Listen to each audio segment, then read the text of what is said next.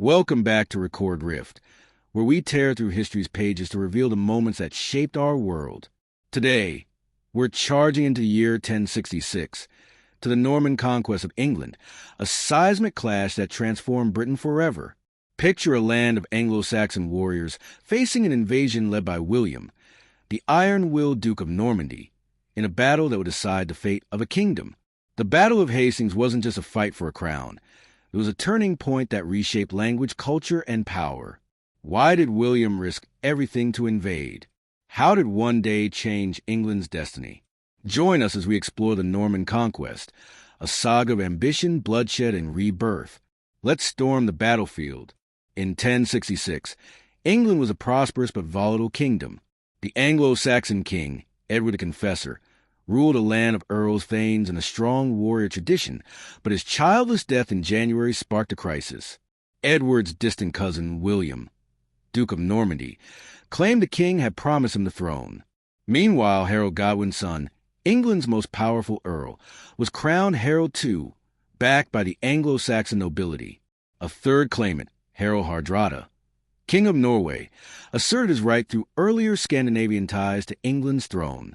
The roots of the conflict lay in England's ties to Normandy, forged by Edward's upbringing there, and a complex web of oaths and alliances. William, a formidable leader who had unified Normandy's fractious lords, saw England as his destiny, backed by the Pope for legitimacy. Harold II, a skilled warrior, faced threats on two fronts: Hardrada's invasion in the north and William's in the south. In September 1066, Hardrada struck first, landing in Yorkshire, but Harold crushed him at Stamford Bridge on September 25th, only to face William's army days later. The stage was set for a clash that would redefine England. On October 14th, 1066, the Battle of Hastings unfolded on a muddy field in Sussex. William's army of 7,000 to 8,000 Normans, Bretons, and French allies faced Harold II's 7,000 Anglo-Saxons, exhausted from their march south after Stamford Bridge. The Normans combined cavalry, archers, and infantry, while the Saxons relied on their shield wall, a line of foot soldiers wielding axes and spears.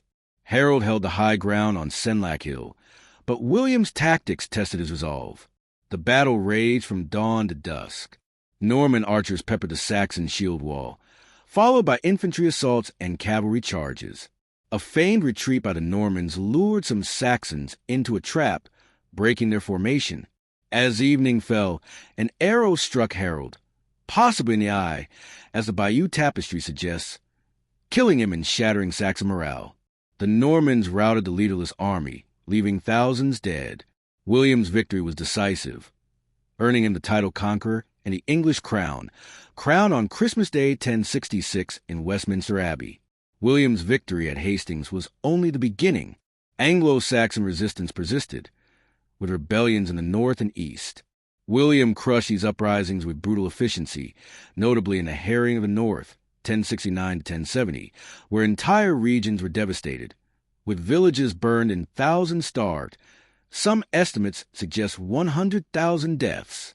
By 1071, resistance waned, and William solidified control through a network of stone castles, like the Tower of London, symbols of Norman dominance. William reshaped England's feudal structure, granting lands to Norman lords and displacing Anglo-Saxon elites. The Domesday Book, compiled in 1086, catalogued England's wealth and population, ensuring Norman control over taxes and resources.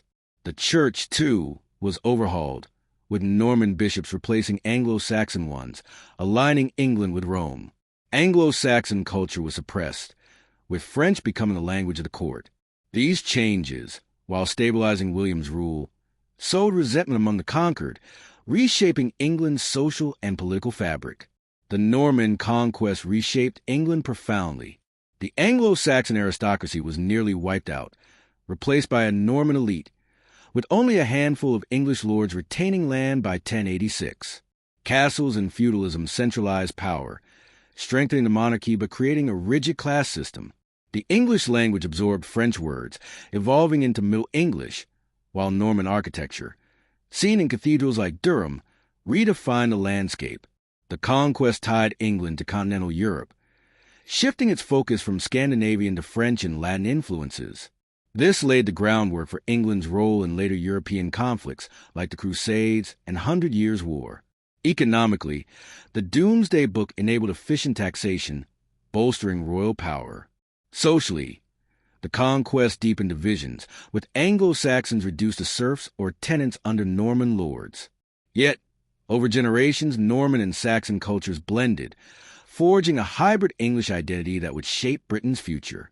The Norman Conquest of 1066 was a defining moment, transforming England from an Anglo-Saxon kingdom into a feudal state with lasting impact. It introduced castle building, centralized governance, and a legal framework that influenced modern Britain's monarchy and parliament. The fusion of Norman and Anglo-Saxon cultures shaped the English language, with thousands of French words enriching its vocabulary. Culturally, the conquest lives on in the Bayeux Tapestry, a 70-meter embroidery depicting the battle, and in stories like Robin Hood, rooted in Anglo-Saxon resistance. Archaeologically, Norman castles and churches like Windsor and Canterbury stand as testaments to their legacy. The conquest's impact extended beyond England, influencing Europe's feudal systems and setting Britain on a path to global power. It reminds us that a single day, October 14, 1066, can reshape a nation's destiny, forging a new identity through conquest and adaptation. That's the epic saga of the Norman Conquest, a battle that forged a new Britain. What do you think? Could Harold have won at Hastings, or was William's victory inevitable? Drop your thoughts in the comments, and tell us what historical clash you want us to explore next on Record Rift. If this journey through 1066 gripped you, smash that like button, subscribe, and hit the bell to join our quest through history. Until next time, keep uncovering the rifts that shape our past. This is Record Rift, signing off.